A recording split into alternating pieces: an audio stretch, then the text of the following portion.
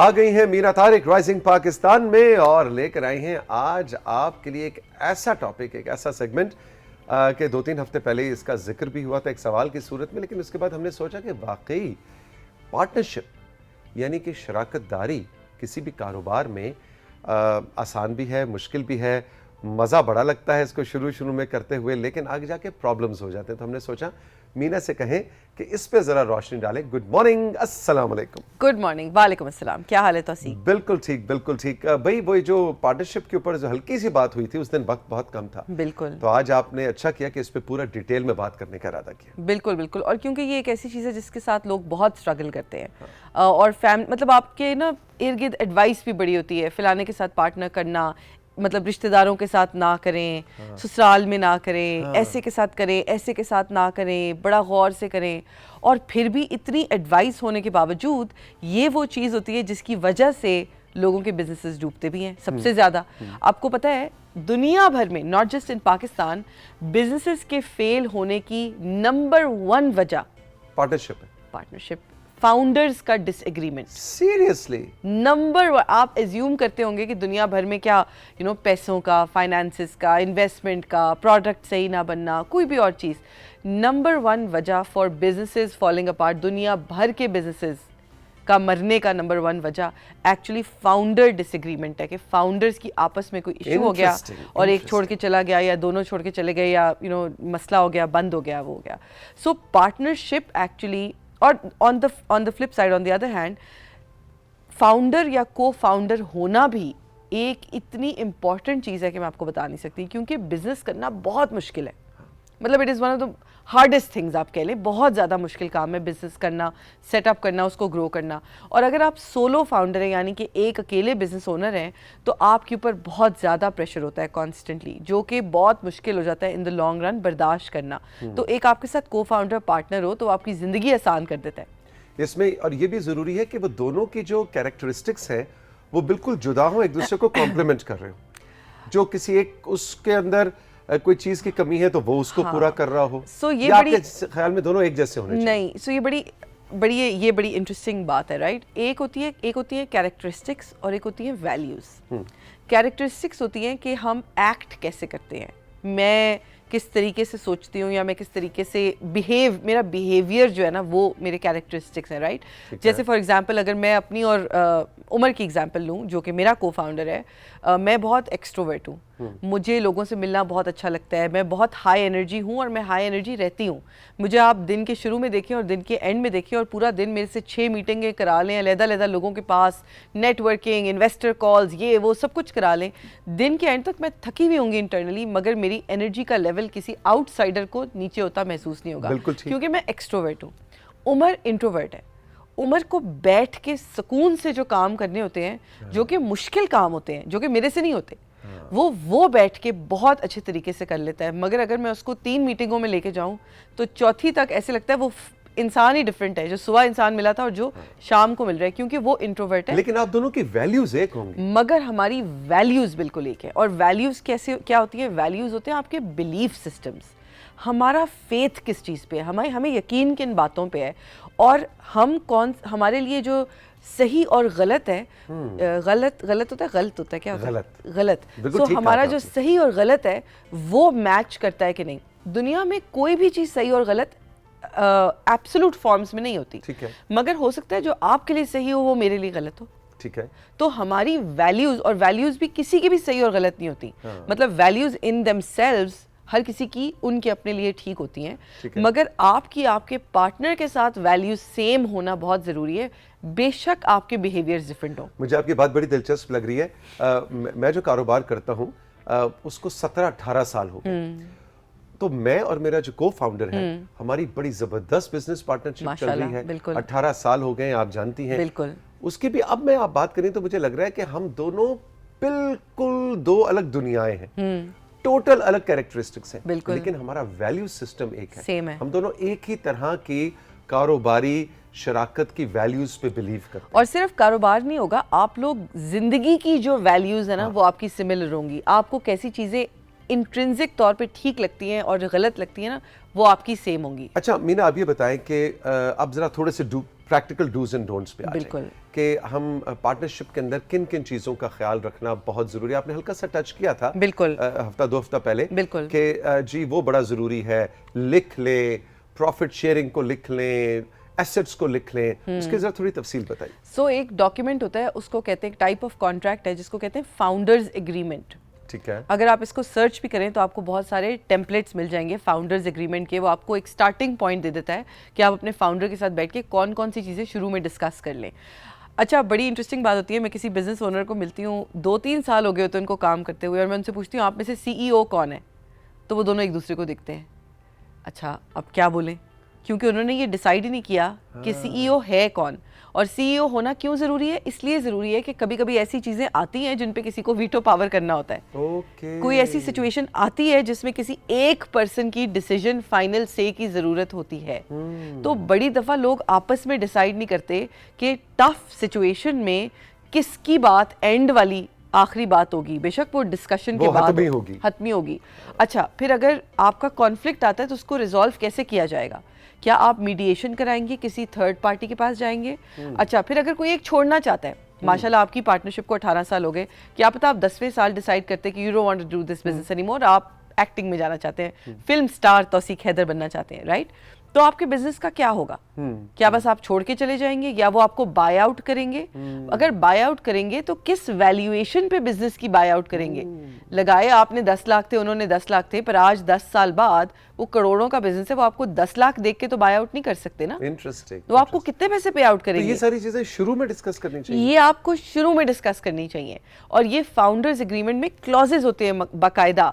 Bad liver clause होता है एक। बैड लीवर क्या है कि अगर कोई लड़ के जा रहा है, कोई फ्रॉड करके, आपने फ्रॉड कर लिया, मैंने फ्रॉड कर लिया, ठीक है, तो उमर क्या करेगा फिर? अगर मैंने फ्रॉड किया बिजनेस में, उमर ने तो नहीं किया, तो बेचारा खामोशी से चुप करके बैठ जाएगा। तो इतना बेचारा नहीं है वो तुम उसकी बीवी हो तो ऐसे यूं बिजनेस में कोई बेचारगी कोई चीज नहीं होती। एज अ बिजनेस ओनर उसकी रिस्पॉन्सिबिलिटी मेरे पे नहीं है, बिजनेस की तरफ है। He is responsible for making the right decision for the business, right? He has to do what is right for the business. He has to kick me out, and as a bad leaver कोई clause होगा कि as a bad leaver फिर I will give up all of my shares या आई will give up half of my shares. Bad leaver होने के लिए कोई चीज़ मेरे पे साबित होगी ना, साबित होगा मीना ने फ्रॉड किया है, केस हुआ है, वो पकड़ी गई हैं, अब कंपनी से वो जाएंगी, ये चीज़ें वो छोड़ के जाएंगी। पर एज अ गुड लीवर मैं जा रही हूँ, 10 साल बाद मैंने डिसाइड किया यार मैं और ये करना ही नहीं चाहती, फिर क्या होगा? फिर मैं कितने % शेयर वापस दे के जाऊँगी, कितने % साथ लेके जाऊँगी, मुझे क्या मिलेगा, एट्सेट्रा एट्सेट्रा। मतलब ये सारे क्लॉजेज पार्टनरशिप के शुरू में, और आप यकीन माने ये तो मैं बहुत डिटेल क्लॉजेस की बात कर रही हूँ, लोग जो सुन रहे हैं वो भी मतलब सोच रहे होंगे, पार्टनर्स यकीन माने बेसिक पार्टनरशिप भी नहीं डिस्कस करते कि पैसे कमाने शुरू होंगे तो स्प्लिट क्या होगा, कौन कितना टाइम दे रहा है। मेरे पास पिछले दिनों 2 लोग आए कोचिंग के लिए, उन्होंने कहा जी हम तो दोनों जॉब्स करते हैं, तो अब जो पैसे आ रहे हैं उसको हम डिवाइड कैसे करें, क्योंकि कभी किसी ने ज्यादा काम किया, किसी ने कम काम किया। ठीक है, ये वो बातें हैं जो एज पार्टनर्स आपने डिस्कस करनी है कि अच्छा तुम इतने % ऑफ योर टाइम दे रहे हो, मैं इतने % ऑफ टाइम दे रहा हूँ। या कभी होता है कि जी ये क्लाइंट तो तौसीक पकड़ के लाए हैं, तो तौसीक के पार्टनर को इस वाले में से कितने पैसे मिलेंगे, और जो क्लाइंट वो पकड़ के लाए हैं उसमें से आपको क्या मिलेगा। ट्रस्ट कितना जरूरी होता है? बहुत ज्यादा जरूरी है ट्रस्ट, और ट्रस्ट बिल्ड वैल्यूज की बेसिस पे ही होता है, राइट? जब आपको ये पहले आपने वैल्यू असेसमेंट करनी है, मेरी वैल्यूज और आपकी वैल्यूज सेम है कि नहीं, ठीक। इसके बाद हमारा ट्रस्ट बिल्ड होना शुरू होगा कि अच्छा यार इसके बिलीव्स और मेरे बिलीव्स सिमिलर हैं, और आपका स्लोली, और ट्रस्ट किसी पे भी, ट्रस्ट डे 1 से एकदम से नहीं बिल्ड हो जाता। कुछ लोगों को आप पहले से जानते हैं, मैं ऐसे लोगों को जानती हूँ जो ऐसे लोगों के साथ बिजनेस शुरू करते हैं जो उनको पसंद ही नहीं है। अच्छा, उनको लगता है अपॉर्चुनिटी है, इस बंदे के पास क्लाइंट है, इकट्ठे कर लेते हैं। ओ भाई आपको ये बंदा, मतलब आप इसकी बुराइयां कर रहे हैं, आपको ये पसंद ही नहीं है, आपका जानने वाला है कोई है, और आप सोच रहे हैं आपके साथ बिजनेस कर लेंगे, आप कैसे ट्रस्ट करेंगे? वो आपको कैसे ट्रस्ट करेगा? ये जो फाउंडर्स एग्रीमेंट वाली चीज़ें हैं ना, ये भी ट्रस्ट बिल्ड करने में हेल्प करती हैं। जब आप शुरू में बैठ के एक ऑफिशियल डॉक्यूमेंट बनाते हैं ना और उसको साइन करते हैं, तो आप दोनों की तरफ से वो जो वादे होते हैं वो ऑन पेपर हो जाते हैं फिर। अच्छा, फैमिली में बिजनेस करना चाहिए? मैं तो कर रही हूँ, तो मेरा तो एक्सपीरियंस बहुत अच्छा चल रहा है अभी तक, अल्हम्दुलिल्लाह। ठीक है, बिजनेस फैमिली में तब करना चाहिए जब आपकी वैल्यूज, क्योंकि फैमिली के साथ भी जरूरी नहीं है वैल्यूज। मसलन साला बहनोई बड़ा ट्रिकी सा रिश्ता है, मैं ऐसे लोगों को जानती हूँ जो ये बिजनेस कर रहे हैं, जेठानी बड़ा, हाँ, पर मैं ऐसे लोगों को जानती हूँ जो बहुत सक्सेसफुली कर रहे हैं। मैं सास बहू को जानती हूँ जो बहुत सक्सेसफुली बहुत अच्छा बिजनेस कर रहे हैं, क्योंकि उनके आपस का रिलेशनशिप बहुत स्ट्रांग है। रिलेशनशिप में बिजनेस सिर्फ तब करना चाहिए जब आपका अपना रिलेशनशिप बहुत स्ट्रांग हो। मेरे से पिछले दिनों किसी ने ये पूछा कि हस्बैंड एंड वाइफ हैं, हस्बैंड एंड वाइफ पे भी लोग बहुत ज़्यादा करते हैं ना। हाँ। मतलब लोग ये करते हैं, क्या मतलब, तो तुम लोग सारा वक्त ये फिर इकट्ठे होते हो। हाँ। पर बात ये है कि अगर आपको इकट्ठा होना नहीं पसंद तो आपको शादी भी नहीं करनी चाहिए थी इस पर्सन से। अगर आप चाहते हैं कि आप 9 घंटे दूर गुजारें और सिर्फ 3 घंटे दिन में इकट्ठे गुजारें, तो शायद आपको इस पर्सन से शादी ही नहीं चलानी चाहिए। कोई बेसिक मसला है आप लोग के रिलेशनशिप में, राइट? अगर आप एक दूसरे को इतना एंजॉय नहीं करते, तो लोग हमसे भी बहुत, मतलब हम पे भी इस बात पे बहुत हैरान होते हैं। तो मैंने, किसी ने मेरे से उस दिन पूछा कि मैं सोच रहा हूँ I start a business with my wife, और हम दोनों सोच रहे हैं हम क्या, तो आपका एक क्या एडवाइस होगी? तो मैंने कहा कि मेरी नंबर 1 एडवाइस ये है कि पहले आप ये इंश्योर करें कि आपकी शादी सॉलिड है, आपका अपना रिलेशनशिप सॉलिड है। अगर रिलेशनशिप में कोई भी रेड फ्लैग्स हैं, कोई भी दरारें ऑलरेडी एग्जिस्ट करती हैं, आप किसी और चीज पे इस वक्त लड़ रहे हैं, चाहे वो घरेलू कोई मामला है, कोई फाइनेंस है, कोई वो है, लड़ाई। जब आप उसके ऊपर बिजनेस की लेयर ऐड करेंगे ना, क्योंकि बिजनेस की लेयर स्ट्रेस वाली लेयर है, कुछ चीजें वो हमारी जिंदगी में स्ट्रेसर्स होते हैं। बड़ा जबरदस्त एनालिसिस दिया है आज कारोबारी शराकत के ऊपर, पार्टनरशिप के ऊपर। अगर आपके जहन में कोई सवाल है बिजनेस पार्टनरशिप के हवाले से, तो हमारे व्हाट्सएप नंबर पे और राइजिंग पाकिस्तान या मेरे तौसीक हैदर के इंस्टाग्राम पे आप हमें डीएम कर सकते हैं। अपना नाम और अपनी जगह का नाम और अपना मसला बताइए कि आपको अपनी पार्टनरशिप में क्या प्रॉब्लम आ रही है बिजनेस पार्टनरशिप में, और मीना बखुशी उसका जवाब भी देंगी। अच्छा जी, पिछले 2 हफ्तों में शोज में कुछ एक्स्ट्रा सवाल रह गए थे जो कवर नहीं हुए थे, तो आमना का इसरार है कि भाई ये सवाल आज जरूर शामिल करना। बहुत डिलिजेंट है वो, हमेशा पूरी कोशिश करती हैं कि सबके सवाल पूरे आए। खुशाब से जावेद कहते हैं, मीना बाजी, रेप्लिका या डुप्लीकेट प्रोडक्ट्स बनाने का बिजनेस कैसा रहेगा? किसी भी महंगी प्रोडक्ट का सेम टू सेम उसका रेप्लिका तैयार किया जाए तो मशवरा दें। ये तो वैसे थोड़ा सा अनएथिकल भी लग रहा है मुझे। सो रेप्लिका डायरेक्टली किसी का छापा मारना तो ज़ाहिर है कम्प्लीटली अनएथिकल है। हाउएवर आप सेम काइंड ऑफ प्रोडक्ट या सर्विस एक डिफरेंट सोशियो इकोनॉमिक क्लास के लिए बनाएं, इसमें कोई गलत बात नहीं है कि एक इवन एक लोअर सोशियो इकोनॉमिक सेगमेंट एक चीज़ यूज़ कर रही है, आप उसका एक हायर एंड वर्जन बना सकते हैं। अपर सोशियो इकोनॉमिक सेगमेंट के लिए कोई अपर सोशियो इकोनॉमिक सेगमेंट चीज़ यूज़ करिए, आप उसका एक मीडियम एंड वर्जन, एक लोअर एंड वर्जन बना सकते हैं। हाउएवर इसमें आपकी अपनी इनोवेशन, आपकी अपनी क्रिएटिविटी होनी चाहिए। क्योंकि ये जो डुप्लीकेट का बिजनेस होता है ना, ये जो बहुत बड़े ब्रांड का नहीं, जोड़ा है खवातीन का, टेरिबल बिजनेस, बहुत बुरा बिजनेस है भाई ये, मुझे बहुत बुरा लगता है ये। और ये इतने लोग करते हैं। मैं जब ट्रेनिंग्स कराती थी, यकीन माने, मतलब वो 30 लोगों का एक सेशन है, तो पता लगता था उसमें से 10 जो हैं वो क्या करें जी, हम लॉन डुप्लीकेट्स बेच रहे हैं, पैसे नहीं कमा रहे, बताएं पैसे क्यों नहीं कमा रहे, प्राइस नहीं बढ़ा पा रहे। कैसे प्राइस बढ़ाएंगे? आप किसी और के काम का छापा लगा रहे हैं और वो छापा भी आपके साथ 9 और लोग भी बेच रहे हैं, तो आपका तो काम डिफरेंशिएटेड ही नहीं है। तो ना आप उसमें प्राइस अच्छी ले सकते हैं, ना आप उसमें अपनी कोई ब्रांडिंग कर सकते हैं, क्योंकि आपका वो ओनरशिप ही नहीं है उस चीज़ की। तो डुप्लीकेट का बिजनेस बिल्कुल मत करें। हाउएवर अगर आपको कोई चीज़ ऐसी लगे कि अच्छा, हम और मुल्कों में भी तो ये करते हैं, किसी मुल्क में कोई आइडिया चल रहा है, हम उसका एक लोकल वर्जन बनाते हैं, छापा नहीं मारते, कॉपी नहीं करते, उसको एक नए ब्रांड के साथ, नई आइडेंटिटी के साथ, सेम सर्विस, अपना कोई उसमें क्रिएटिविटी ऐड करके लगाते हैं और अपनी लोकेशन के लिए चलाते हैं। बिल्कुल ठीक। अलीजा अटक से, अलीजा कहती हैं, मीना बाजी बिजनेस कैसे करना है? कमेटी डालनी है या नहीं डालनी? उधार लेना है या नहीं लेना? एतबार करना है या नहीं करना? एतबार भी आ ही जाएगा। करें तो सही, चलो तो सही, चलो तो सही। इसी दिन जी नहीं जी, अभी सवाल चल रहा है। अच्छा। पहले तो ये वैसे 3 सवाल हैं। अच्छा, पहले इनका जवाब दे दें। बिजनेस कमेटी डालें ना डालें? हाँ, कमेटी मुझे बड़ा पसंद है, मैं कमेटी में बात करना चाहती हूँ। बताएं। कमेटी जो है ना, ये एक ऐसा फाइनेंशियल इंस्ट्रूमेंट है ज़बरदस्त किस्म का, जो हमारे कल्चर और हमारी लोकेशन के साथ लिंक्ड है। और कमेटी एक इंटरेस्ट फ्री लोन है तौसीक, जिसको हम समझते नहीं है कि ये इंटरेस्ट फ्री लोन है।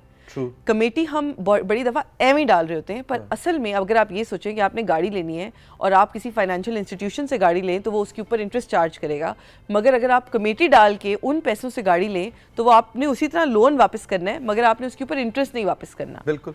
सो कमेटी एक इंटरेस्ट फ्री लोन है जिसको अक्लमंदी से इस्तेमाल ज़रूर करना चाहिए, और अगर आपको ऑप्शन मिलती है बिजनेस के लिए, कोई एसेट लेने के लिए, आपको कमेटी का ज़रूर इस्तेमाल करना चाहिए। तो कमेटी ओके हो गया जी।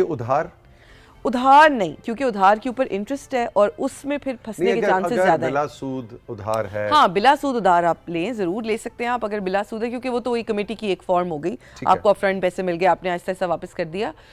मगर इसमें अगेन आपको फिर बिजनेस की उधार लेने में आपको बिजनेस की फीसिबिलिटी पे ज्यादा देखने की जरूरत है। बिजनेस भी ना चले, हाँ, उधार भी चढ़ा रहे। आपको पहले कोशिश वही करनी चाहिए कि आप छोटे से शुरू करें और फिर आप जो एक्सटर्नल फाइनेंसिंग है ना, यानी बाहर से जो पैसे ले रहे हैं वो आप थोड़े बाद में लें, बिजनेस के शुरू में मत लें। ठीक है। अगला इनका सवाल है अलीजा का अटक से कि किसी दिन स्लाइड्स के साथ मीना बाजी से कहें कि लोगोज के इस्तेमाल और रंगों के इस्तेमाल खुद स्लाइड्स पे बताएं। मतलब अगर सॉफ्टवेयर इस्तेमाल करना नहीं भी आता तो क्या पेपर बनाकर कंप्यूटर वाले को दें? यानी लोगो बनाने का जो प्रोसेस है और एक अच्छा लोगो क्या होता है ये अभी स्लाइड्स पे बताएं। सो स्लाइड्स पे मैं नहीं बता सकती क्योंकि मैं लोगो डिज़ाइनर नहीं हूँ, ये डिज़ाइनर्स का काम होता है, जो कलर्स की डिसीजंस वगैरह होते हैं ये वो आपके साथ कर रहे होते हैं। मगर मैं आपको ये प्रोसेस बताती हूँ कि आपने वहाँ तक कैसे पहुँचना है।